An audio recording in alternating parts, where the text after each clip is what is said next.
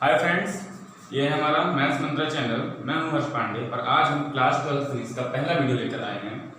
तो class 12 physics का पहला चैप्टर है इलेक्ट्रिक चार्ज। उसको स्टार्ट करने से पहले हम देख सकते हैं हमें इस साल पूरे साल में क्या क्या पढ़ना है। तो अगर देखें, पहले शुरुआत होती है इलेक्ट्रोस्टैट्स की। इलेक्ट्रोस्टैट्स मतलब क्या? इलेक्ट्रोस्टैट्स मतलब हम स्टडी करते हैं चार्ज की, जहां पे चार्ज आपका रेस्ट पे है। दैट इज अगर आप लिखना चाहें तो लिखें यहाँ पे क्यू इज, दैट इज अगर आप लिखेंगे चार्ज के लिए वेलोसिटी इसकी 0 है। ये बात इलेक्ट्रोस्टैट्स में होती है। इलेक्ट्रोस्टैट्स में छोटे इलेक्ट्रोस्टैट्स 5 छोटे छोटे चैप्टर्स का कॉम्बिनेशन है। पहले हम बात करेंगे इलेक्ट्रिक फील्ड फोर्स की, दो चार्जेस की फोर्स कितनी लगती है। फिर एक कॉन्सेप्ट होता है इलेक्ट्रिक फील्ड का, जैसे आपने ग्रेविटेशनल फील्ड पढ़ी थी, सेम कॉन्सेप्ट इलेक्ट्रिक फील्ड का भी है। फिर एक Gauss law, one of the most important laws of physics in class 12। Next electric potential, जैसे ग्रेविटेशनल पोटेंशियल होता है, work done in taking a unit mass, वैसे सेम कॉन्सेप्ट यहाँ पे है, ये चार्ज के लिए है। लास्ट कैपेसिटेंस है, बिल्कुल डिफरेंट टॉपिक, बिल्कुल नया टॉपिक, आपने इससे पहले इसका नहीं पढ़ा होगा। इसके बाद हम बात करते हैं इलेक्ट्रोडायनेमिक्स एंड इलेक्ट्रोमैग्नेटिज्म। तो इलेक्ट्रोडायनेमिक्स में क्या होता है, आपका जो चार्ज है वो v, दैट इज की वेलोसिटी तो 0 नहीं होती, दैट इज चार्ज मूव तो करता है बट उसका एक्सेलरेशन 0 होता है। दैट इज आपका जो चार्ज है मूव कर रहा है बट यूनिफॉर्म वेलोसिटी से मूव कर रहा है, उसकी वेलोसिटी में कोई चेंज नहीं आ रहा है, उसका एक्सेलरेशन 0 है। तब बात करते हैं इलेक्ट्रोडायनेमिक्स की। उससे आपको 5-6 इफेक्ट मिलते हैं। पहले बात होती है जब चार्ज मूव करता है तो उसके अंदर इलेक्ट्रिक करंट प्रोड्यूस होता है, उसकी स्टडी करेंगे। फिर उस इलेक्ट्रिक करंट की वजह से मैग्नेटिक फील्ड होती है, मैग्नेटिक इफेक्ट क्या है उसकी बात करते हैं। उस मैग्नेटिक इफेक्ट का अमाउंट कितना है, उसके फील्ड क्या है, फोर्स क्या है, उसकी बात होगी। इसके बाद अर्थ का आपने सुना होगा, अर्थ हमारी एक मैग्नेट है। तो अर्थ हमारी मैग्नेट क्यों है उसकी हम बात करेंगे मैग्नेटिज्म मैटर में, और छोटे छोटे कॉन्सेप्ट्स हैं। लास्ट में आता है EMI AC। EMI आपने क्लास 10th में पढ़ा होगा, क्लास जब फैराडेज लॉ आपने पढ़ा होगा तो इलेक्ट्रोमैग्नेटिक इंडक्शन कहाँ पे जिक्र हुआ होगा। बाद में AC होता है, जैसे जनरली हम बैटरी में जो करंट यूज होता है वो DC करंट होता है, डायरेक्ट करंट, लेकिन जो हमारे घर में सप्लाई होती है वो अल्टरनेटिव करंट यानी AC की होती है, तो उसकी स्टडी हम करेंगे। लास्ट आता है इलेक्ट्रोमैग्नेटिक वेव्स, जैसे हमने कहा इलेक्ट्रोमैग्नेटिक्स। इलेक्ट्रोमैग्नेटिक में होता है कि आपका चार्ज मूव भी करता है और साथ में चार्ज एक्सेलरेट भी होता है। तो चार्ज की डिफरेंट कंडीशन में डिफरेंट तरीके से हम स्टडी करते हैं। ये बात हुई पूरी चार्ज की। इसके बाद हम सेकेंड पार्ट में आते हैं ऑप्टिक्स। ऑप्टिक्स नाम से क्लियर है, लाइट की बात करते हैं। लाइट का आपको पता है दो नेचर होते हैं, वेव नेचर और पार्टिकल नेचर। जब हम पार्टिकल नेचर की प्रॉपर्टीज की बात करते हैं तो वहां रे ऑप्टिक्स की बात करते हैं, इसमें हम रिफ्लेक्शन, डिफ्रैक्शन, डिस्पर्जन और बाकी फिनोमेना की बात करते हैं। इसके बाद जब वेव नेचर पे आता है वो डिफरेंट बिल्कुल टॉपिक है। वो जैसे आपने क्लास 11 में वेव्स पढ़ा होगा वो बात यहाँ पे होती है। जैसे वेव्स में आपने 2-3 फिनोमेना पढ़े होंगे, बीट्स और स्टेशनरी वेव्स, वैसे यहाँ पे लाइट से रिलेटेड फिनोमेना मिलते हैं, interference, diffraction, polarisation. Last modern physics, again important topic और most easiest topic of class 12 physics. छोटे छोटे टॉपिक हैं, इजी हैं, कॉन्सेप्ट ज्यादा नहीं है, क्वेश्चन भी इजी आते हैं बट बोर्ड लेवल से इंपॉर्टेंट है। पहले बात करते हैं फोटोइलेक्ट्रिक इफेक्ट की। फोटोइलेक्ट्रिक इफेक्ट आपने क्लास 11 में केमिस्ट्री में पढ़ा होगा बट हम बिल्कुल शुरू से स्टडी करेंगे इसकी। इसके बाद वेव पार्टिकल ड्यूअलिटी, जैसे मैंने बताया लाइट के दो नेचर होते हैं, उसको डी ब्रॉगली साहब ने प्रूफ किया था, उसकी पूरी हम प्रूफ देखेंगे। इसके बाद एटम और न्यूक्लियाई की स्टडी होगी। पहले हम बोहर मॉडल अपने क्लास 9 में पढ़ा होगा, वही यहाँ पे पढ़ेंगे और उसको ब्रीफ में डिस्कस करेंगे। इसके बाद एटम के अंदर हम न्यूक्लियाई की बात करेंगे और न्यूक्लियाई के बाद रेडियो एक्टिविटी से रिलेटेड सारे टॉपिक्स क्लियर करेंगे। फिर दो छोटे छोटे टॉपिक आते हैं, सेमीकंडक्टर और कम्युनिकेशन सिस्टम। सेमीकंडक्टर आपको पता है, सिलिकॉन, जर्मेनियम सेमीकंडक्टर जो मोस्ट कॉमनली यूज होते हैं, उसमें क्यों वो कंडक्शन शो करते हैं और उससे क्या क्या डिवाइसेस होती हैं वो बात होगी। और लास्ट में कम्युनिकेशन सिस्टम की बात करेंगे कि जो हम घर से फोन करते हैं कहीं और पे तो कैसे फोन जाता है, क्या प्रोसेस है कि इतनी जल्दी चाहे जहां फोन करें जल्दी से मुश्किल से 5 से 10 सेकंड के अंदर कॉल लग जाती है, तो क्या उसका पूरा प्रोसेस होता है वो बात हम कम्युनिकेशन सिस्टम में करेंगे। तो ये पूरा मोटे तौर पर देखें तो ये पूरा हमको क्लास 12 में पढ़ना है। शुरू करते हैं। आज हम बात करेंगे इलेक्ट्रिक फोर्स और उससे पहले हम बात करेंगे इलेक्ट्रिक चार्ज की। क्या होता है चार्ज? चलिए शुरू करते हैं।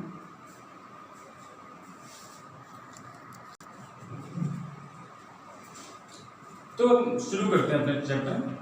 तो पहले बात ये है, इलेक्ट्रिक फोर्स के बारे में बात करने से पहले ये जानना जरूरी है कि इलेक्ट्रिक चार्ज होता क्या है। तो आप जब छोटे होंगे, हम भी छोटे थे, तो एक बचपन में गेम खेला करते थे। गेम खेल के ऐसे मस्ती करते थे कि जो कंघी होती है, कंघी या फिर स्केल को बाल में रख करके देखते थे उससे पेपर चिपकता है।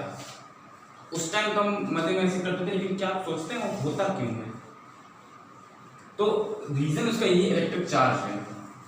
तो अभी बात हम करेंगे कि वो कैसे जनरेट होता है। तो पहले बात में इलेक्ट्रिक चार्ज होता क्या है। तो जैसे मैटर के पास एक मास है, आप हैं, आपके अंदर मास है, बट आप और मैं ट्रैक नहीं होंगे इसे। आपके पास मास है और मास है, तो मास की वजह से ग्रेविटेशनल फोर्स लगती है। लेकिन दो चार्ज रखे हैं तो उनके बीच में आपने जैसे कॉम्ब और स्केल थी या फिर पेपर था, तो उसमें नॉर्मल अट्रैक्शन तो हुआ नहीं।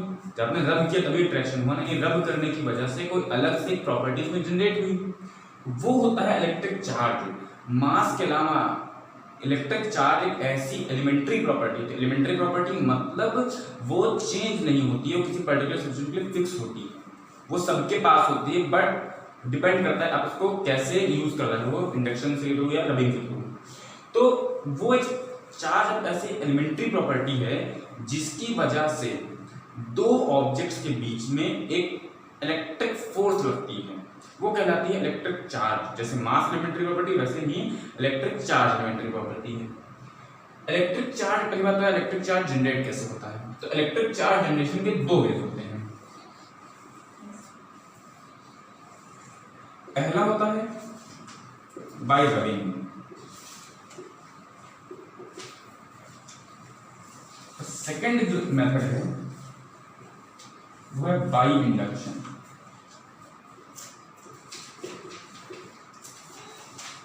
अब पहले बात करते हैं रबिंग की वजह से क्यों होता है। तो आपके पास जैसे स्केल, आपको पता है कोई भी मैटर है वो एटम से मिलकर बना होता है। एटम्स के अंदर इलेक्ट्रॉन्स होते हैं और प्रोटॉन्स होते हैं। तो होता क्या है जब रब करते हो, जब आप एक सब्सटेंस को दूसरे सब्सटेंस के साथ रब करते हो तो दोनों बीच, आपको पता है कोई भी सब्सटेंस बिल्कुल स्मूथ नहीं होता, उसमें कुछ ना कुछ अमाउंट ऑफ फ्रिक्शन होता ही है। तो जब आप रब करते हो तो उस केस में दोनों के बीच फ्रिक्शनल फोर्स लगता है। फ्रिक्शनल फोर्स लगता है तो हीट लॉस होती है।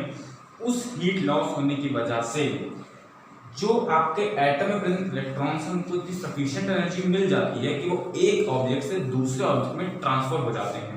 जैसे मान लीजिए ये स्केल है और ये आपका कोई सरफेस है जिसे आपने रब किया है, तो क्या होता है जो आपके इलेक्ट्रॉन होते हैं उनको इतनी एनर्जी मिल गई कि इलेक्ट्रॉन यहां से इस पे ट्रेवल हुए। तो जब आपके पास इलेक्ट्रॉन जब निकला तो इस पे आ गया पॉजिटिव चार्ज, इस वाली जो रॉड है उस पर आया पॉजिटिव चार्ज। अब कैसे अट्रैक्ट हुआ पेपर का पीस? पेपर का पीस ऐसा है, उसमें इलेक्ट्रॉन प्रोटॉन दोनों है। आपका मान लीजिए पेपर का पीस है, इलेक्ट्रॉन भी है उसके पास, प्रोटॉन भी है। तो होता क्या है, ये पॉजिटिव वाला जो है इलेक्ट्रॉन को अपनी तरफ अट्रैक्ट करता है। तो जब अट्रैक्ट करता है तो इलेक्ट्रॉन करता है इधर मूव, जब इधर मूव करता है तो दोनों के बीच में अट्रैक्शन फोर्स लगती है, जिसकी वजह से रॉड और आपका पेपर अट्रैक्ट होता है। ये फिनोमेना होता है bye rubbing, generation of electricity bye rubbing.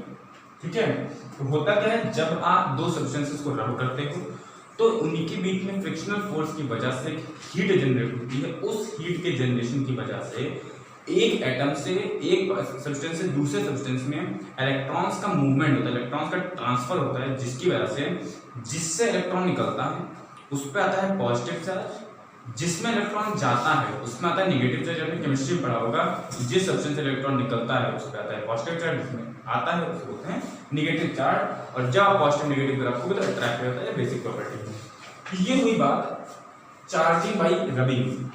Next आता है रबिंग में क्या है, रबिंग में फिजिकल कांटेक्ट जरूरी है। आपके पास दूसरा मेथड है बाय इंडक्शन।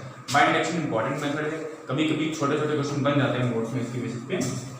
तो इंडक्शन में आपको कांटेक्ट की जरूरत नहीं होती। बात करते हैं इंडक्शन में कैसे चार्ज प्रोड्यूस होता है।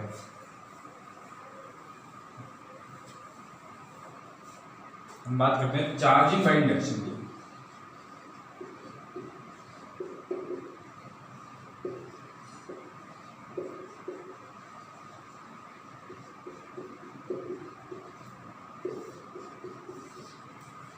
कैसे होता है, मान लीजिए आपके पास कोई सब्सटेंस है, कंडक्टर इंसुलेटर इसकी कोई जरूरत नहीं है, सब्सटेंस है कोई भी मैटर है तो उसके अंदर कोई भी सब्सटेंस है तो उसके अंदर कन्फर्म एटम है, इलेक्ट्रॉन है, प्रोटॉन है। अब क्या करेंगे, आपने एक रॉड ली, बाय द वे मान लीजिए आपको उसको निगेटिवली चार्ज करना है, तो एक पॉजिटिवली चार्ज आपने रॉड ली, इसके पास random positive negative negative positive ऐसे रैंडम चार्जेस हैं, ठीक। आप जब इसके पास लाओगे इस रॉड को तो होगा क्या, ये पॉजिटिव इस इलेक्ट्रॉन को अट्रैक्ट करेगा, ये इलेक्ट्रॉन अट्रैक्ट होगा, ये वाला इलेक्ट्रॉन अट्रैक्ट होगा, तो होगा क्या, यहां से सिचुएशन कुछ ऐसी आ जाएगी, ये रॉड है पॉजिटिव पॉजिटिव पॉजिटिव, ये आपका सब्सटेंस था, पॉजिटिव आया तो उसके निगेटिव चार्ज हो एक सरफेस पे अट्रैक्ट हो गए, पॉजिटिव चार्जेस एक सरफेस पे एक्यूमुलेट हो गए, तो ये इस फिनोमेना को बोलते हैं पोलराइजेशन। पोलराइजेशन मतलब क्या होता है, ध्रुवीकरण। जब किसी भी सब्सटेंस के पास में कोई दूसरा सब्सटेंस रखते हैं, पॉजिटिव वाला नेगेटिव वाले को अट्रैक्ट करेगा, जिसकी वजह से पूरा नेगेटिव चार्ज एक सरफेस पे एक्यूमुलेट हो जाता है, और जब नेगेटिव एक सरफेस पे एक्यूमुलेट हो गया तो दूसरे सरफेस पे पॉजिटिव चार्ज का एक्यूमुलेशन हो जाता है।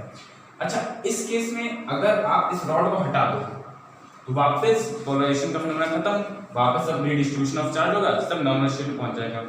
अगर आपको पार्शियल चार्जिंग करनी है तो प्रोसेस आपका यहीं पे रुक जाएगा, लेकिन अगर आपको परमानेंटली चार्ज करना है तो आप क्या करेंगे, आप इस रॉड को इसके पास ही रखेंगे ऐसे,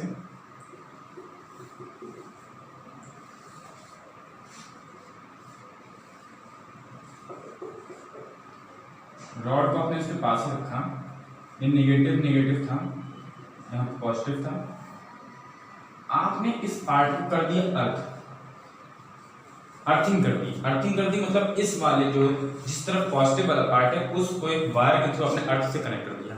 अच्छा, इंपॉर्टेंट पॉइंट पूरे स्टेट्स में जो काम आएगी वो ये है कि अर्थ को आप एक ऐसा सब्सटेंस देते हैं जो एक सी मतलब infinite number of positive charge है, इनफाइनाइट नेगेटिव चार्ज, यानी अगर आप उसको पॉजिटिव चार्ज दो तब भी इसको कोई चार्ज नहीं आएगा, नेगेटिव दो तब भी इसको कोई चार्ज नहीं आएगा। जैसे आप मानिए, सोचिए आपके पास समुद्र है, आपने जो एक बूंद पानी निकाल लिया, क्या उसको कोई इफेक्ट पड़ेगा?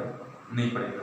एक बूंद पानी डाल दिया, कोई इफेक्ट पड़ेगा? नहीं पड़ेगा। सेम कॉन्सेप्ट अर्थ के साथ है। अर्थ एक ऐसा सब्सटेंस है जिसके पास इनफाइनाइट नंबर ऑफ इलेक्ट्रॉन्स और प्रोटॉन्स हैं, जिसकी वजह से जब आप कनेक्ट करेंगे तो यहाँ पे होंगे अर्थ में इलेक्ट्रॉन्स होंगे, इलेक्ट्रॉन्स को यहाँ पे भेजेगा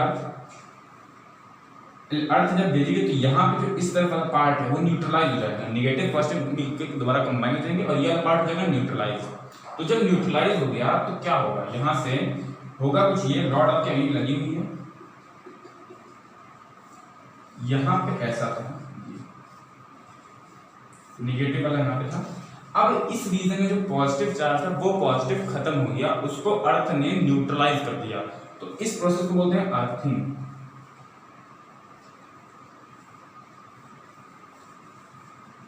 ये हो गई अर्थिंग। अब क्या हुआ, अब जब ये हुआ तो आपके मैटर के पास केवल नेगेटिव चार्ज बचे, बस आप इस रॉड को हटा देंगे, इस रॉड को आपने हटा दिया, ये आपको मिलेगा सब्सटेंस, बस आपका सब्सटेंस न्यूट्रल। पहले आपका सब्सटेंस न्यूट्रल था, आपने इनका इंडक्शन किया जिसकी वजह से जो आपका सब्सटेंस है वो नेगेटिवली चार्ज हो गया, तो इस प्रोसेस को बोलते हैं चार्जिंग बाय इंडक्शन। अच्छा, ये जो चार्ज जनरेट होता है इसे बोलते हैं इंड्यूस्ड चार्ज। क्या होते हैं? Induced charge. अगर बाय द वे इसके तो फील्ड होगी, होता है इंड्यूस्ड इलेक्ट्रिक फील्ड। तो वो सब बात की बात है, मेन बात आपको ये समझना है कि कैसे इंडक्शन की वजह से कोई सब्सटेंस चार्ज होता है। चार्जिंग बाय इंडक्शन, ये आपका पूरा प्रोसेस था। पहले आपका न्यूट्रल सब्सटेंस था, आपके पास पॉजिटिवली चार्ज रॉड लगाई, पॉजिटिव या से पॉजिटिव वाले सरफेस के पास नेगेटिव का एक्यूमुलेशन है और पॉजिटिव दूसरे सरफेस पे एक्यूमुलेट हो गया। फिर आपने क्या किया, आपको परमानेंटली चार्ज करना है, आपने पॉजिटिव वाले सरफेस को वायर के थ्रू अर्थ से कनेक्ट कर दिया, जिसे बोलते हैं अर्थिंग। अर्थिंग जबकि नेगेटिव वाला यहाँ अर्थ से इलेक्ट्रॉन्स आए, उसने पॉजिटिव चार्ज को न्यूट्रलाइज कर दिया, तो सब्सटेंस बचा केवल नेगेटिव चार्ज। आपने रॉड बता दी, नेगेटिव चार्ज का डिस्ट्रीब्यूशन हो गया, सब्सटेंस पे आ गया नेगेटिव चार्ज। तो ये बहुत बेसिक कॉन्सेप्ट है चार्जिंग बाय इंडक्शन। कभी कभी 1 या 2 नंबर में ऑब्जेक्टिव में बोर्ड में कभी क्वेश्चन पूछ लेता है, बाकी प्योर थ्योरेटिकल कॉन्सेप्ट है, न्यूमेरिकल बेस कोई चीज नहीं है। तो ये हो गया। अब इसके बाद हम बात करेंगे इलेक्ट्रिक चार्ज होते कितने टाइप के हैं, क्या प्रॉपर्टीज इलेक्ट्रिक चार्ज की, वो बात करेंगे। चलिए आप स्क्रीनशॉट ले लीजिए।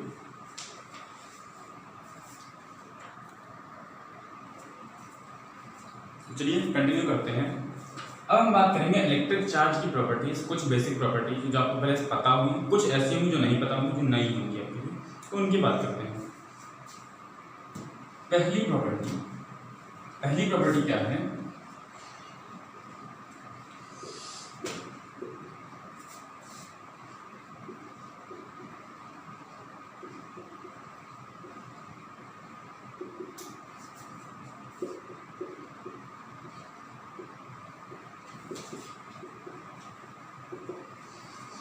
पहली प्रॉपर्टी है कि चार्ज आपका दो टाइप के होते हैं, एक होता है पॉजिटिव चार्ज, दूसरा होता है नेगेटिव चार्ज। और ये one of the most important reason difference है चार्ज और मास के बीच में। आपने मास में कभी नहीं सुना होगा पॉजिटिव मास या नेगेटिव मास।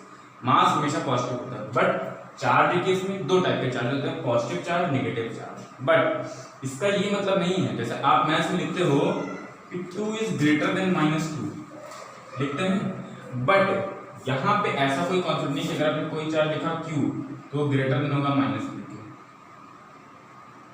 ऐसा कोई कॉन्सेप्ट नहीं, ये गलत है। रीजन क्या है इसका? रीजन ये है कि जब साइंटिस्ट पे स्टडी कर रहे थे तो उन्होंने पाया कि चार्ज, सारे चार्जेस एक टाइप से बिहेव नहीं करते हैं।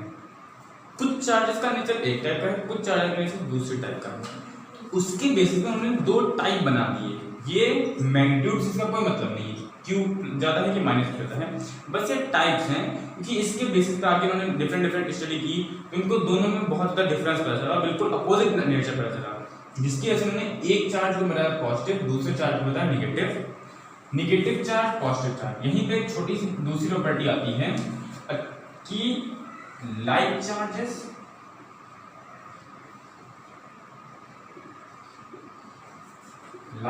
आपके रिपल करते हैं और अनलाइक चार्जेस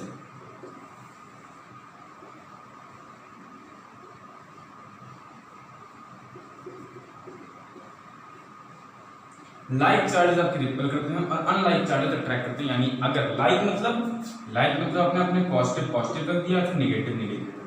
अगर आप दो पॉजिटिव को एक साथ रखोगे तो एक दूसरे के लिए रिपल्शन फोर्स लगेगा, दो नेगेटिव को एक साथ रख दिया तो तब भी रिपल्सिव फोर्स लगेगा। और next case unlike charges, positive negative इस टाइप में रखा है, तब इस केस में उनके बीच में अट्रैक्टिव फोर्स लगेगा। बट यहाँ पे एक एक्सेप्शन समझिए या जो समझिए, ये वाला जो चीज है ये इन जनरल वैलिड है। कुछ केसेस ऐसे हैं जहाँ पे पॉजिटिव चार्ज पॉजिटिव को अट्रैक्ट करेगा, ये आपको कहीं लिखा नहीं मिलेगा, बट इसका वैलिड रीजन है जैसा हमने आपको बताया वही है। कैसे है देखते हैं। लाइक चार्जेस और लाइक चार्जेस अट्रैक्ट कैसे करेंगे, इंपॉर्टेंट पॉइंट है।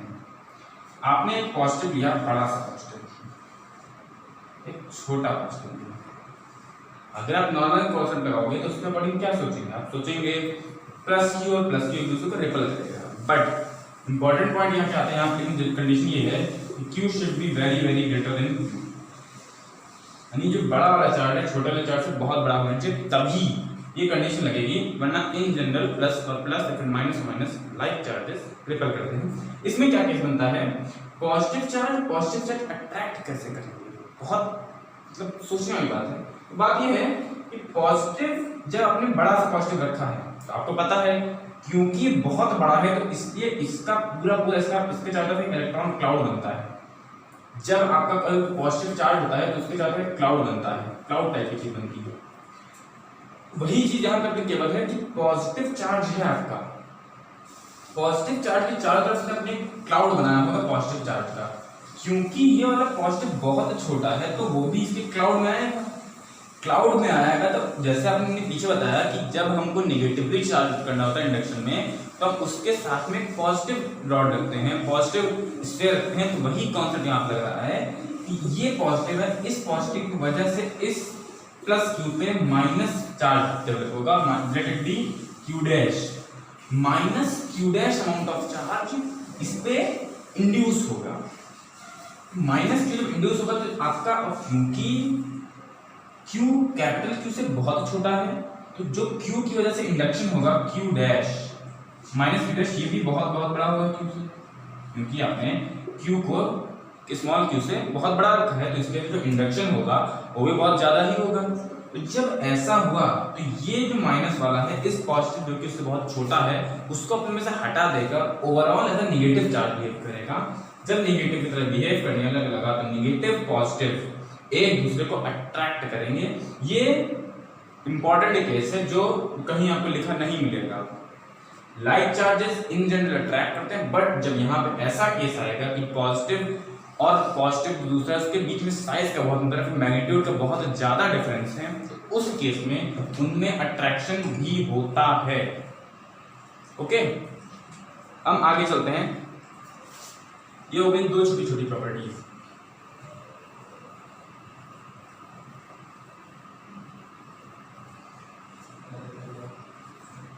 अब आती है तीसरी प्रॉपर्टी। पॉजिटिव चार्ज की हमने दो प्रॉपर्टी, लाइक अट्रैक्ट करते हैं, लाइक रिपेल करते हैं, अनलाइक अट्रैक्ट करते हैं।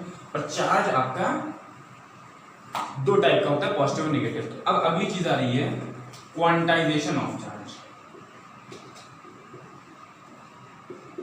Quantization of charge. अब क्वांटाइजेशन क्या होता है? फर्स्ट ऑफ ऑल क्वांटाइजेशन का मतलब समझते हैं। ये वर्ड क्वांटाइजेशन क्या है? जैसे आपने 9th क्लास में जब पढ़ी होगी बोहर थ्योरी, तो उसमें साफ साफ लिखा रहता है कि angular momentum of an electron में particular orbit is always quantised. तो इसका मतलब क्या हुआ? मतलब ये हुआ जैसे आप वहां पे लिखते थे कि एंगुलर मोमेंटम h/2π का एक इंटीग्रल मल्टीपल है, यानी कि अगर एंगुलर मोमेंटम बढ़ेगा फिर घटेगा तो h/2π के फॉर्म में ही बढ़ेगा। तो सेम कॉन्सेप्ट यहाँ पे जैसे आपने पढ़ा है, इंडक्शन हो और रनिंग हो, कोई भी केस होता क्या है, इलेक्ट्रॉन एक मटेरियल से दूसरे मटेरियल में ट्रांसफर होते हैं। तो इलेक्ट्रॉन का जब ट्रांसफर हो रहा है तो उस केस में क्या होगा? जब इलेक्ट्रॉन का ही ट्रांसफर होता है तो जो चार्ज किसी बॉडी पे होगा वो हमेशा इलेक्ट्रॉन का जो चार्ज होता है उसके इंटीग्रल मल्टीपल नहीं होगा। यानी अगर आप लिखोगे Q, किसी बॉडी का चार्ज Q वो होगा +-n × E। ये है, इसे कहते हैं क्वांटाइजेशन, जहां पे E क्या है?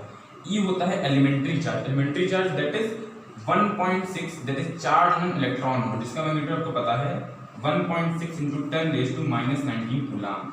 और ये रीजन क्या है? रीजन ये कि जब इलेक्ट्रॉन ट्रांसफर होते हैं तो आपको पता है इलेक्ट्रॉन एक या दो ही ट्रांसफर होंगे, आधा या डेढ़ इलेक्ट्रॉन कभी ट्रांसफर नहीं होंगे, इलेक्ट्रॉन पूरा ट्रांसफर होगा।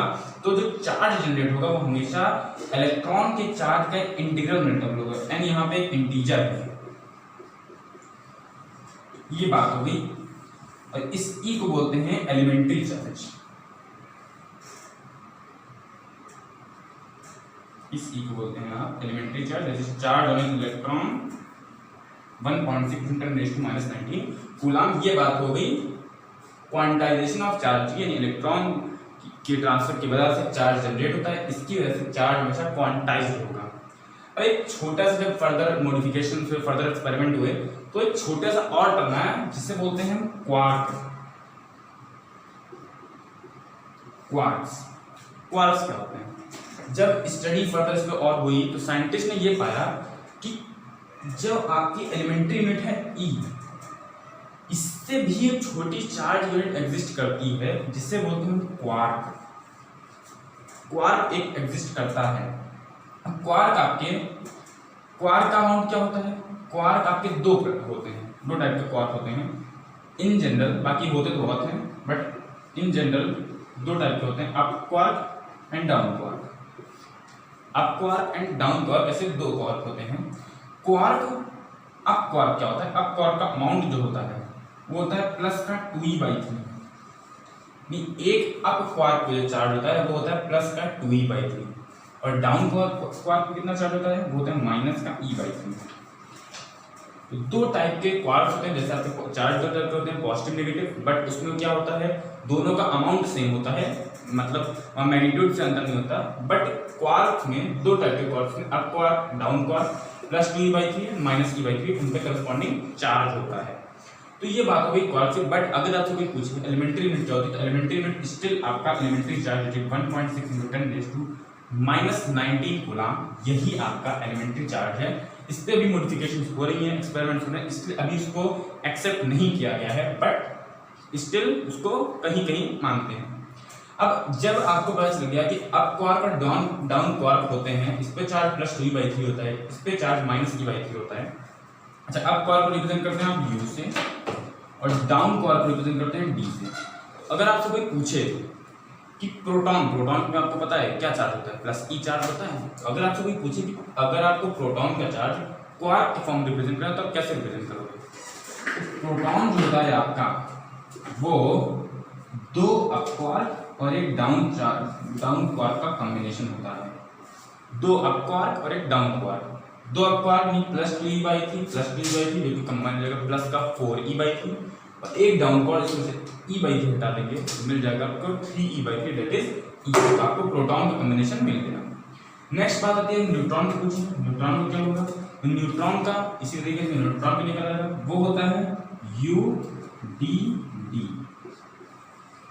ये होता है न्यूट्रॉन का कॉम्बिनेशन ऑफ क्वार्क।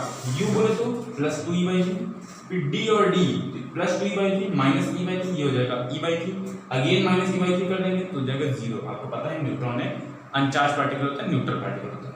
तो ये हुई क्वांटाइजेशन ऑफ चार्ज। अच्छा, अगर आप क्वार्क को भी देखें तो क्वांटाइजेशन ऑफ चार्ज अभी भी वैलिड है, बट इसमें जो यूनिट ई थी वही यूनिट घट करके अब 2e/3 और e/3 पे आ गई है, तो इसलिए quantization of charge is always valid.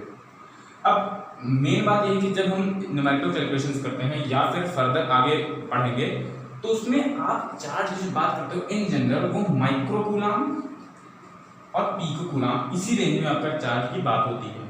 तो अगर आप बाय द वे मान लिया पीको कूलम चार्ज लिखा है तो एक पीको कूलम क्या होता है 10⁻⁻12 कूलम इतना चार्ज हुआ। अगर आपको कोई पूछे कि एक पीको कूलम में कितने इलेक्ट्रॉन्स हैं, क्या करेंगे आप? 10⁻12 अपॉन 1.6 इंटू 10⁻⁻19, तो this value will come 10⁻7 upon 1.6 into 10, this will 5, 8, so this will come 0.625 into 10⁻7, that is 6.25 into 10⁻6 electrons, that is 10⁻⁻12 गुना, कितनी छोटी वैल्यू है, उसमें भी 6.25 into 10⁻6 electron, that is 62.5 lakh electrons. तो जिसकी वजह से आप ये कह सकते हैं जब आप स्टडी करते हैं न्यूमेरिकल लेवल, तो न्यूमेरिकल लेवल में या फिर मैक्रोस्कोपिक लेवल पे जैसे बोलते हैं, तो वहाँ पे क्वांटाइजेशन ऑफ चार्ज वैलिड तो होता है बट इन जनरल ऑब्जर्व नहीं होता है, क्योंकि चार्ज जो बात करते हो बहुत ह्यूज अमाउंट ऑफ चार्ज की बात करते हो in comparison to elementary charge. But अगर आप माइक्रोस्कोपिक लेवल की बात कर रहे हो, 1 इलेक्ट्रॉन 2 इलेक्ट्रॉन 10 इलेक्ट्रॉन की बात करो, तो वहाँ पे आप क्वांटाइजेशन ऑब्जर्व होगा। न्यूमेरिकल पर्पसेस में ये इन जनरल ऑब्जर्व नहीं होता है। तो ये बात है आपके क्वांटाइजेशन ऑफ चार्ज की। तो अब देखते हैं अगली प्रॉपर्टी क्या है चार्ज की।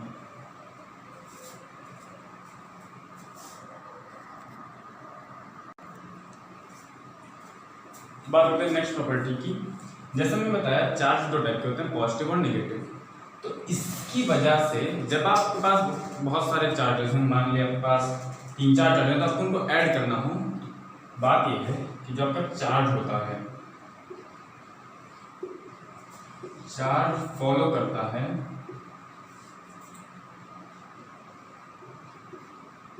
Algebraic law of addition.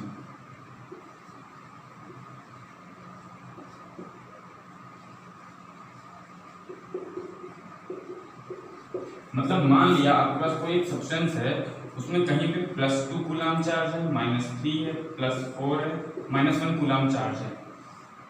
तो अगर आपसे कोई पूछे टोटल चार्ज कितना है, तो जब आप टोटल चार्ज लिखोगे विद प्रॉपर साइन अलजेब्रिकली, अगर आप चार्ज को ऐड कर रहे हो तो वही चीज प्रॉपर्टी कहलाती है एडिटिव नेचर ऑफ चार्ज। इससे आप टोटल कितना चार्ज है वो निकाल सकते हैं। वो है आपका +2 -3 +4 -1, this will come out to +6 -4, that is total जो आपका सब्सटेंस है उसके अंदर +2 कूलम चार्ज अवेलेबल है। तो ये छोटी सी प्रॉपर्टी है कि चार्ज आपके एडिटिव नेचर को फॉलो करता है। अगली प्रॉपर्टी देखते हैं। अगली प्रॉपर्टी जो है वो कहलाती है conservation of charge. Charge is always conserve. जैसे आपने 11th में पढ़ा होगा conservation of momentum, conservation of energy, conservation of angular momentum, same चीज ऐसे यहाँ पे है कंजर्वेशन ऑफ चार्ज। चार्ज हमेशा कंजर्व होता है, मतलब कि अगर किसी सिस्टम में आइसोलेटेड सिस्टम होना चाहिए। First of all isolated system मतलब उस पर एक्सटर्नल कोई उसमें मास या एनर्जी का ट्रांसफर नहीं हो रहा है, एक्सटर्नल कोई फोर्स नहीं लग रही है, आपका आइसोलेटेड सिस्टम है, तो उसमें मान लीजिए अगर प्लस क्यू चार्ज है तो आप चाहे आज देखें, एक साल बाद देखें, कभी देखें, उसमें overall net charge plus Q ही रहेगा। बट इसमें कंडीशन है the system should be isolated. System should be isolated. आपने सुना होगा मास इज कंजर्व, आपने पढ़ा होगा कंजर्वेशन ऑफ मास, बट वो लॉ भी एक्चुअली वैलिड नहीं है। आप आगे पढ़ेंगे तो जैसे आइंस्टाइन की इक्वेशन होती है E=mc², वो क्या कहती है? वो यही कहती है कि matter that is mass and energy is interconvertible. Mass और एनर्जी एक दूसरे में कन्वर्ट हो सकते हैं, यानी मास अगर आप माइक्रोस्कोपिक लेवल पे देखें, मैक्रोस्कोपिक लेवल पे, तो वहां पे आपको नहीं दिखेगा कि कैसे टेक्निक कन्वर्ट हो रही है, बट जब आप न्यूक्लियर रिएक्शन की बात करते हैं वहां आपको ऑब्जर्व होता है कि मास आपका कंजर्व नहीं होता है, मास से एनर्जी का ट्रांसफर होता है, but charge is always conserve. Charge किसी भी आइसोलेटेड सिस्टम में हमेशा कंजर्व रहेगा। ना चार्ज को आप क्रिएट कर सकते हो, ना आप डिस्ट्रॉय कर सकते हो। Charge will always be conserve. Example देखते हैं, जैसे अभी मैंने आपको एग्जाम्पल बताया था, आपके पास ये रॉड थी, आपने उसको रब किया, आपने इसको किसी पेपर से रब किया, तो पहले चार्ज भी न्यूट्रल थी, 0 चार्ज, पेपर भी न्यूट्रल था, 0 चार्ज। आपने जब इसको रब किया, मान लीजिए तीन इलेक्ट्रॉन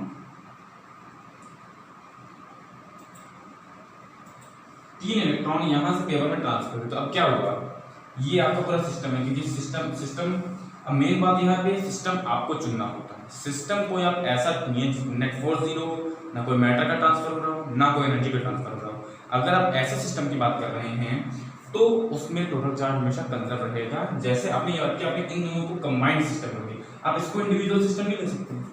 अगर आप इसको सिस्टम लोगे तो इससे मैटर का ट्रांसफर हो रहा है, आप इसको इंडिविजुअल सिस्टम नहीं ले सकते। इसमें मैटर आ रहा है, इसलिए आपने दोनों को कंबाइंड किया। टोटल नेट चार्ज 0 था। जब रबिंग हुई उसके बाद क्या होगा? रबिंग हुई उसके बाद कुछ ऐसा हुआ कि उस पर 3 यूनिट पॉजिटिव चार्ज आ गया, और जो पेपर था उस पर 3 यूनिट नेगेटिव चार्ज आ गया। उस पर -3 चार्ज, उस पर +3 charge, but still net charge is still +3 and -3, this will come out to 0। पहले चार्ज 0 था, बाद में चार्ज 0 था। ये दो आपको एग्जांपल दिखाता है कि चार्ज हमेशा कंजर्व रहेगा। एक और एग्जांपल लेते हैं, बट ऑल भी आपने पढ़ा नहीं है, बट कभी आपने जब आप 9th क्लास में रहे होंगे तो आपने वो रिएक्शन देखी होगी, तो इसलिए उसकी बात करते हैं। जैसे जब आपका रेडियो एक्टिविटी की बात करते हैं, रेडियो एक्टिविटी में क्या करते हैं? आप लेते हैं uranium 92 to 38, this is uranium. आप यूरेनियम को बॉम्बार्ड करते हो न्यूट्रॉन के साथ। जब आप न्यूट्रॉन के साथ बॉम्बार्ड करते हो, आपको 3 चीजें मिलती हैं। पहले आपको मिलता है बेरियम का एटम, क्रिप्टन का एटम, साथ मिलता है आपको neutron 0n1।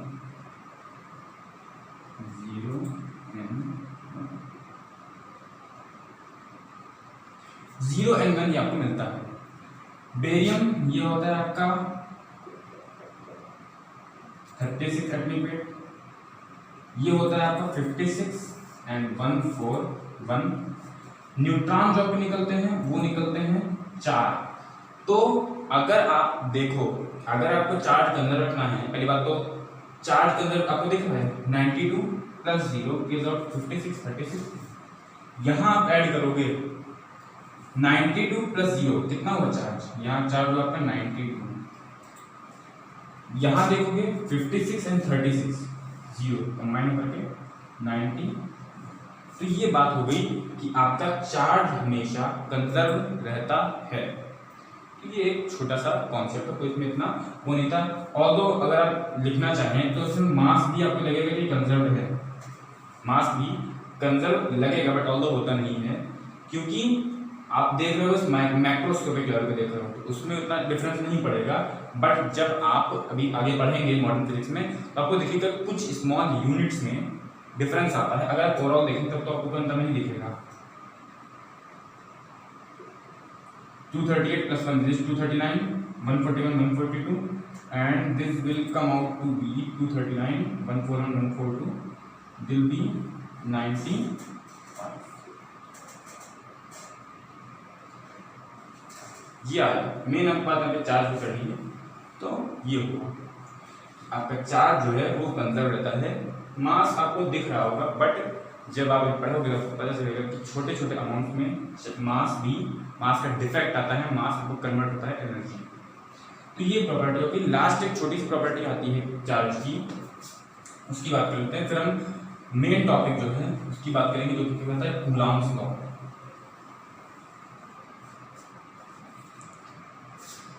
Last topic, last छोटा सा आता है कि चार्ज जो है आपका चार्ज डू नॉट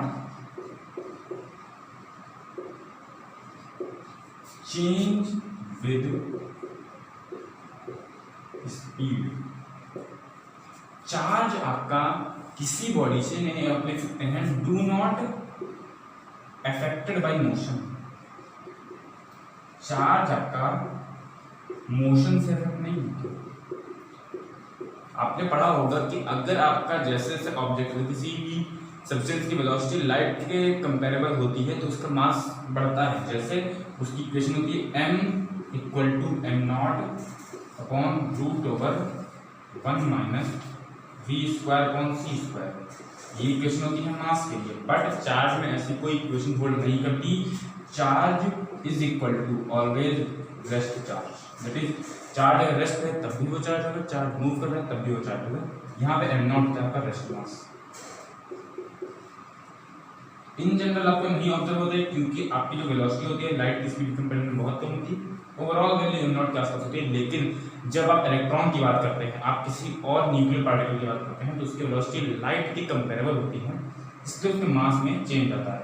तो ये एक इंपॉर्टेंट प्रॉपर्टी है कि चार्ज आपका मोशन से इफेक्ट नहीं होता, स्पीड से चेंज नहीं होता। तो ये 5 प्रॉपर्टीज थी। अब इसके बाद हम पढ़ेंगे जो मोस्ट इंपॉर्टेंट टॉपिक है इस चैप्टर का इलेक्ट्रिक फोर्स में, कूलॉम्स लॉ। अब इसका स्क्रीनशॉट ले लीजिए।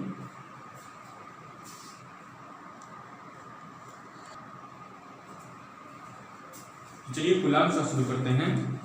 कूलॉम्स लॉ आपका किन्हीं भी दो चार्जेस के बीच में लगने वाले फोर्सेस के लिए आपको एक एक्सप्रेशन देता है, बट कंडीशन लगती है कि कूलॉम्स लॉ केवल दो ही, मतलब कूलॉम्स लॉ अप्लाई होने के लिए दो कंडीशन सेटिस्फाई होना जरूरी है। पहली कंडीशन क्या है? पहली कंडीशन है चार्जेस दैट इज, ये केवल पॉइंट चार्जेस के लिए,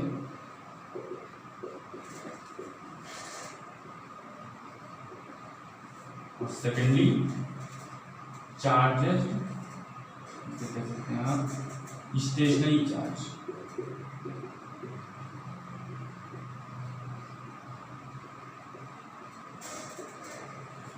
कूलॉम्स लॉ केवल दो ही कंडीशन में वैलिड है। चार्ज आपका पॉइंट चार्ज होना चाहिए, सेकेंडली चार्ज स्टेशनरी होना चाहिए, मूव नहीं होना चाहिए। यही दो कंडीशन है, यही कंडीशन सेटिस्फाई कर रही है तो आपका कूलॉम्स लॉ वैलिड है। याद करिए जब आपने न्यूटन्स लॉ पढ़ा होगा उसमें भी सेम कंडीशन होती हैं कि पॉइंट मास होना चाहिए, स्टेशनरी मास होना चाहिए, तभी न्यूटन्स लॉ वैलिड होता है। तो सेम कंडीशन कूलॉम्स लॉ की, और आप देखेंगे जो एक्सप्रेशन निकल के आता है फोर्स का वो भी बिल्कुल कूलॉम्स लॉ और न्यूटन्स लॉ का सेम होता है। तो बात करते हैं, मान लिया आपके पास दो चार्ज है Q1 Q2, दोनों पॉजिटिव है, दोनों के बीच में डिस्टेंस r है, दोनों के बीच में डिस्टेंस r है, तो क्योंकि पॉजिटिव नेचर के हैं तो दोनों के बीच में रिपल्सिव फोर्स लगेगी। Q1 पे जो फोर्स लगेगी वो होगी लेफ्ट की तरफ, F/1 ड्यू टू 2 से बोलते हैं। सिमिलरली Q2 पे देखें, Q2 पे जो फोर्स लगेगी वो होगी फोर्स ऑन 2 ड्यू टू 1। इन दोनों फोर्सेस का आपको पता है एक्शन रिएक्शन फोर्सेस जो होती हैं थर्ड लॉ से न्यूटन के, जो एक्शन रिएक्शन फोर्सेस होती है दोनों इक्वल होती हैं, तो इसलिए ये दोनों फोर्सेस होंगी इक्वल। मान ले F है, तो कूलॉम्स लॉ क्या कहता है? कूलॉम्स लॉ कहता है कि जो फोर्स है, यहाँ पे फोर्स की मैग्नीट्यूड की बात हो रही है, फोर्स जो है आपकी वो दोनों चार्जेस के मैग्नीट्यूड के प्रोडक्ट के प्रोपोर्शनल, मैग्नीट्यूड के इंपॉर्टेंट पॉइंट, मैग्नीट्यूड के प्रोडक्ट के प्रोपोर्शनल होती है। सेकेंडली जो उनके बीच में डिस्टेंस है उसके स्क्वायर की इन्वर्सली प्रोपोर्शनल होती है, इसे बोलते हैं inverse square law. Inverse square law ये होता है फॉर्मूला आर। अब अगर आप इन दोनों को कंबाइन करेंगे तो आपको क्या मिलेगा, F is proportional to Q1 Q2 upon R square. इसको देखने को मिलेगा F equal to K times Q1 Q2 upon R square. ये मिल गया फॉर्मूला। K क्या है, K एक कांस्टेंट है जो डिपेंड करता है सिस्टम ऑफ यूनिट्स क्या है। तो ये आपको फाइनल एक्सप्रेशन मिला। आप याद करिए जब आप न्यूटन्स लॉ पढ़ते हैं तो आपको क्या फॉर्मूला मिलता है, F equal to Gm1 m2 upon R square. वहां हम बात कर रहे थे मास के लिए तो m1 m2 था, यहाँ है चार्ज के लिए तो Q1 Q2 है। वहां पे कांस्टेंट G लगता है, यहाँ पे कांस्टेंट K लगता है। ऑल्दो दोनों कांस्टेंट में बहुत अंतर है, वो कांस्टेंट यूनिट्स पे डिपेंड नहीं करता, वो यूनिवर्सल कांस्टेंट है। यहाँ यूनिट्स पे डिपेंड करता है, मीडियम कांस्टेंट। तो ये आपको फॉर्मूला मिल गया। पहले बात करते हैं K क्या है। तो पहली बात तो K डिपेंड करता है सिस्टम ऑफ यूनिट्स पे। अगर आप कैलकुलेशन कर रहे हो सीजीएस सिस्टम में, सीजीएस सिस्टम में कैलकुलेशन कर रहे हो तो K इक्वल टू होता है 1। अगर आप सीजीएस सिस्टम में कैलकुलेशन कर रहे हो तो K इक्वल टू होता है 1। अच्छा, सीजीएस सिस्टम क्या होता है, सेंटीमीटर ग्राम सेकंड। उसमें आपको सबकी यूनिट पता होगा, आपको दिक्कत होगी Q की यूनिट में। Q की यूनिट में क्या होता है, Q की बात करें अगर हम तो 1 कूलाम इक्वल टू होता है 3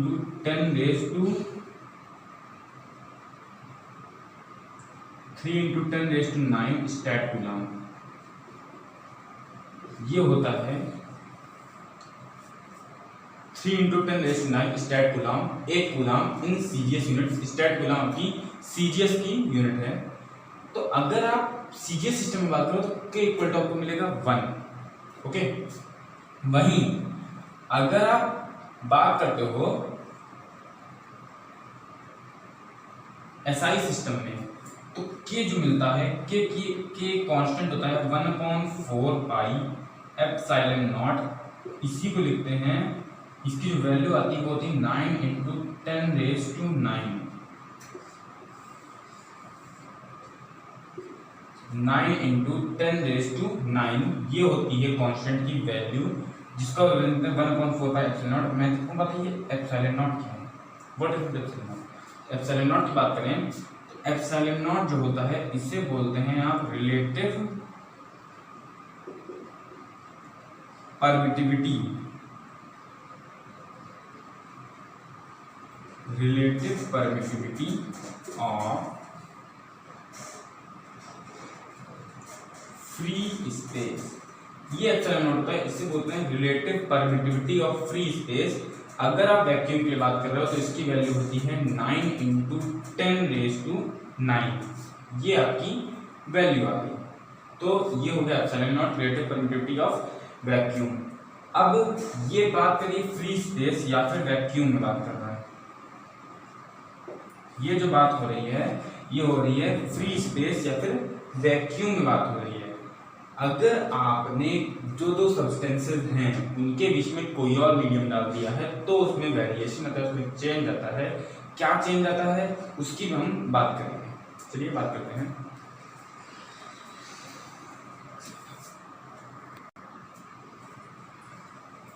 तो ये जानने से पहले कि कूलॉम्स लॉ में जो आप सब्सटेंस यूज करते हो, अगर आप कोई डिफरेंट मीनिंग लेते हो तो उसमें क्या डिफरेंस आएगा फोर्स में, उससे आंसर में जानना पड़ेगा सब्सटेंस होते कितने टाइप के।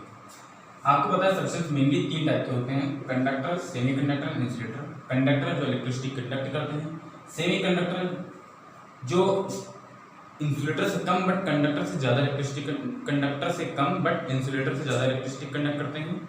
लास्ट केस होता है इंसुलेटर का, जो इलेक्ट्रिसिटी नहीं कंडक्ट करते। सेमीकंडक्टर दोनों के बीच में करता है, उनकी कंडक्टिविटी इंसुलेटर से ज़्यादा होती है बट सेमीकंडक्टर से कम होती है सेमीकंडक्टर से। अब इंसुलेटर जो है, इंसुलेटर में एक और क्लास का एलिमेंट आता है जिस सब्सटेंस होते हैं जिसमें होते हैं डाइइलेक्ट्रिक। ये वर्ड आपके बिल्कुल नया होगा। डाइइलेक्ट्रिक क्या होता है?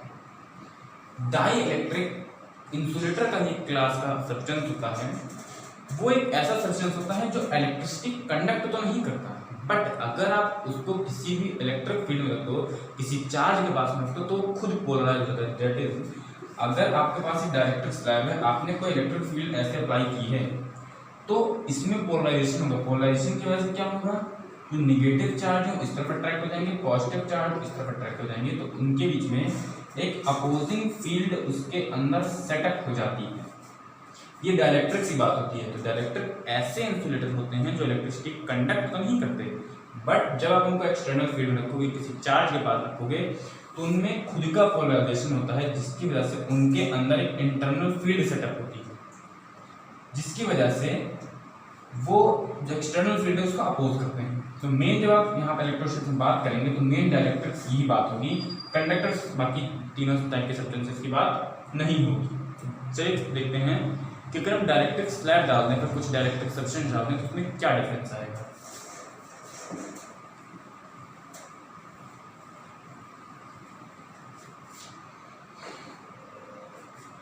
आपके पास एक चार्ज प्लस Q1 है, दूसरा चार्ज माइनस प्लस Q2 है, बीच में डिस्टेंस R है। पहले वैक्यूम था, मान लिया आपने कोई ऐसे सब्सटेंस डाइलेक्ट्रिक स्लैब डाल दी, तो इंपॉर्टेंट पॉइंट है, पहले किसमें सब्सटेंस होता है, डाइलेक्ट्रिक कांस्टेंट क्या होता है। तो जब डाइलेक्ट्रिक कांस्टेंट जो K होता है वो इक्वल टू होता है value of relative permittivity of vacuum upon में value of relative permittivity of vacuum upon relative permittivity of medium. ये बात होती है, ऊपर होता है मीडियम का, अपॉन होता है वैक्यूम का। ये होता है परमिटिविटी ऑफ मीडियम अपॉन में परमिटिविटी ऑफ वैक्यूम। ये वैल्यू होती है डाई इलेक्ट्रिक कांस्टेंट की। परमिटिविटी क्या होती है कि किसी भी इलेक्ट्रिक फील्ड को अपने से कितना परमिट कर रहा है, कितनी ज्यादा उसमें उसको अपने से पास कराने की क्षमता है, वो होता है इलेक्ट्रिक परमिटिविटी। तो किसी मीडियम की इलेक्ट्रिक परमिटिविटी अपॉन में जो परमिटिविटी ऑफ फ्री स्पेस है उसका जो रेशियो होता है इसे बोलते हैं dielectric constant. In general substances के लिए dielectric constant is greater than 1। यहां से आप क्या लिखेंगे, मिलेगा आपको relative permittivity of medium equal to K times relative permittivity of free space, where this K is what, this K is dielectric constant. ये बात हुई K की, ये होता है relative permittivity of medium upon में relative permittivity of free space. तो जो आपका फॉर्मूला होता है फोर्स का, वो होता है 1/4 pi epsilon not Q1 Q2 upon R square. ये फॉर्मूला होता है, but this formula is applicable only for air और वैक्यूम। अगर आपको जनरल लिखना है तो ये फॉर्मूला होता है epsilon not, epsilon not. But इस फॉर्मूले में एक इंपॉर्टेंट पॉइंट ये है, ये फॉर्मूला होता है किसी एक चार्ज पर दूसरे चार्ज की वजह से जो फोर्स लग रहा है वो होता है केवल एप्सिलॉन नॉट। अगर आप किसी एक एक्सटर्नल चार्ज की प्रेजेंस में किसी चार्ज पे फोर्स देख रहे हो, तो अगर आप नेट फोर्स देखोगे तब फॉर्मूला होगा 1/4 pi epsilon into Q1 Q2 upon R square.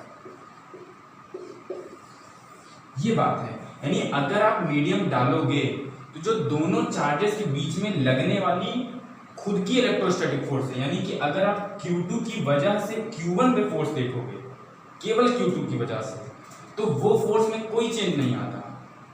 अगर आप डाइलेक्ट्रिक के प्रेजेंस में नेट फोर्स देखोगे तब उसमें चेंज आता है। इसका रीजन क्या है कि जब आपने रखा, दैट इज ये आपका प्लस Q1 और यहाँ पे है प्लस Q2, बीच में आपने स्लैब डाल दी, तो मैं कह रहा हूं कि Q2 की वजह से Q1 पे इंडिविजुअल जो फोर्स है उसमें कोई चेंज नहीं आ रहा, नेट फोर्स में चेंज आ रहा है। इसका रीजन क्या है कि जब आप रखोगे तो प्लस Q2 की वजह से फील्ड इसकी इधर जानी चाहिए, इधर फील्ड होगी, इसके इसमें फोर्स लगेगी, बट क्योंकि आपने डाइलेक्ट्रिक डाल दिया है तो निगेटिव इधर अट्रैक्ट होगा, स्लैब का होगा पोलराइजेशन, निगेटिव चार्ज एक तरफ एक्यूमुलेट होगा, पॉजिटिव इसके अपोजिट साइड, तो उसके अंदर एक इंटरनल फील्ड सेटअप हो जाएगी। उस इंटरनल फील्ड की वजह से Q1 पे जो फोर्स लगेगी वो इस डायरेक्शन में लगेगी, अपोजिट डायरेक्शन, क्योंकि field opposite direction just opposite हो जाएगी। उसकी वजह से डाई इलेक्ट्रिक स्लैब के प्रेजेंस में जो नेट फोर्स होगा Q1 पे उसमें डिफरेंस होता है, ना कि Q2 की वजह से Q1 पे जो इंडिविजुअल फोर्स लग रही है उसमें। यहाँ पे आप ज्यादातर बुक्स में देखेंगे यही फॉर्मूला मिलेगा, but this is the formula for net force on any charge due to other charge in the presence of field. ये नेट फोर्स का फॉर्मूला होता है, ना कि इंडिविजुअल फोर्स का। अगर आप इंडिविजुअल फोर्स की बात करें तो वो कांस्टेंट रहेगी, आप मीडियम कुछ भी डालें। डाइलेक्ट्रिक का इफेक्ट तब पड़ेगा जब आप किसी भी एक चार्ज पे नेट फोर्स देख रहे हो, तो उसमें ये इफेक्ट आएगा। तब आप 1/4 पाई एप्सिलॉन लिखोगे, एप्सिलॉन के लिए जब एप्सिलॉन नॉट के डालोगे तब आपको फाइनल फॉर्मूला मिल जाएगा 1/4 पाई एप्सिलॉन नॉट के into Q1 Q2 upon R square. ये आपको नेट फॉर्मूला मिल जाएगा किसी एक चार्ज पर नेट फोर्स का फॉर्मूला, ना कि किसी दूसरे चार्ज की वजह से इंडिविजुअली उस पर जो फोर्स लग रहा है उसका फॉर्मूला। ये फॉर्मूला है नेट फोर्स का। तो ये डिफरेंस आता है। अब यहीं पे एक छोटा सा डिस्कस कर लेते हैं चार्ज की डेफिनेशन यहाँ से कैसे निकलती है। तो अगर आपके पास ये फॉर्मूला है, अगर आपने Q1 equal to Q2 equal to 1 डाल दिया, R इक्वल टू 1 डाल दिया, तो आपको क्या मिलेगा, force will equal to 1/4 pi epsilon naught newton, यानी ये हो जाएगी फोर्स आपकी 9 × 10⁹ न्यूटन, ये फोर्स है। तो यहां से डेफिनेशन निकल के आती है कूलाम की। एक कूलाम की डेफिनेशन होती है, एक कूलाम वो चार्ज है किसी भी पार्टिकल का जो इक्वल मैग्नीट्यूड के, इक्वल नेचर के, सेम नेचर के, इक्वल मैग्नीट्यूड के चार्ज पर जो उससे यूनिट डिस्टेंस पर रखा है उस पे 9 × 10⁹ न्यूटन का रिपल्सिव फोर्स लगाया है। ये होता है एक कूलाम की डेफिनेशन। क्या होती है, एक पार्टिकल अगर उसके पास 1 कूलाम चार्ज है तो वो सेम मैग्नीट्यूड, सेम नेचर के ऑब्जेक्ट, सेम नेचर के चार्ज जो उससे यूनिट डिस्टेंस पे रखा है उस पे 9 × 10⁹ न्यूटन का फोर्स लगाएगा। ये होती है डेफिनेशन कूलाम की। अब यहीं पे एक बात कर लेते हैं एप्सिलॉन की यूनिट्स क्या होती हैं। तो एप्सिलॉन मैंने बताया कि एप्सिलॉन को कहते हैं relative permittivity of free space और अ मीडियम। अगर आप यहाँ से एप्सिलॉन की वैल्यू निकालेंगे तो क्या आएगी, वो हो जाएगी Q1 Q2 अपॉन 4 पाई R स्क्वायर × L। ये आया। आपको पता है 4 pi is the dimensionless quantity. Q1 Q2, Q is charge, Q2 is charge, तो कूलाम का स्क्वायर अपॉन में रेडियस है मीटर में, मीटर स्क्वायर इनटू न्यूटन। यानी अगर आप एप्सिलॉन की यूनिट्स देखो, यूनिट एप्सिलॉन की हो जाएगी कूलाम स्क्वायर पर मीटर स्क्वायर पर न्यूटन। ये परमिटिविटी की वैल्यू हो गई यूनिट की। अगर आप डायमेंशनल फॉर्मूले की बात करेंगे तो डायमेंशनल फॉर्मूले आराम से निकाल सकते हैं। कूलाम होता है आपका A × T इसका स्क्वायर इनटू लेंथ का -2, और चार्ज आपका फोर्स का होता है mLT -2। तो कूलाम का AT इसका स्क्वायर, लेंथ का L -2 और फोर्स का mLT -2 इसका -1। तो ओवरऑल जो आपका बनेगा एप्सिलॉन की डायमेंशंस वो क्या बनेगी, वो आपकी बनेगी m-1, L यहाँ से -1 मिलेगा, यहाँ से -2 मिलेगा, ओवरऑल हो जाएगा m-1 L-3 टाइम 2, यहाँ से यहाँ पे माइनस प्लस हो जाएगा, तो ये हो जाएगा T4 और A2। ये हो गई डायमेंशनल फॉर्मूला। ये हो गया आपका इलेक्ट्रिक परमिटिविटी, रिलेटिव परमिटिविटी का dimensional formula m-1 L-3 T4 and A2। m आया -1 यहाँ से, L-1 प्लस यहाँ से -2 तो L-3, T -2 इंटू -1 जाएगा T⁴ और प्लस 2 T⁴ एंड A2। तो ये बात हुई आपकी रिलेटिव परमिटिविटी की। आज का हमारा वीडियो यहीं तक था। अगले वीडियो में हम कूलाम्स में से बाकी रिलेटेड जो इन्फॉर्मेशन है, आपके कूलाम्स का वेक्टर फॉर्म, सुपरपोजिशन प्रिंसिपल, ये पढ़ाएंगे, और उसके बाद कुछ इंपॉर्टेंट क्वेश्चंस और अच्छे से न्यूमेरिकल्स हम कराएंगे। तो अगर आपको वीडियो अच्छा लगता है तो आप लोगों को शेयर करें, लाइक करें वीडियो को, चैनल को सब्सक्राइब करें ताकि आने वाले वीडियोज़ का आपको नोटिफिकेशन मिल सके। तो यही वीडियो था। Thank you.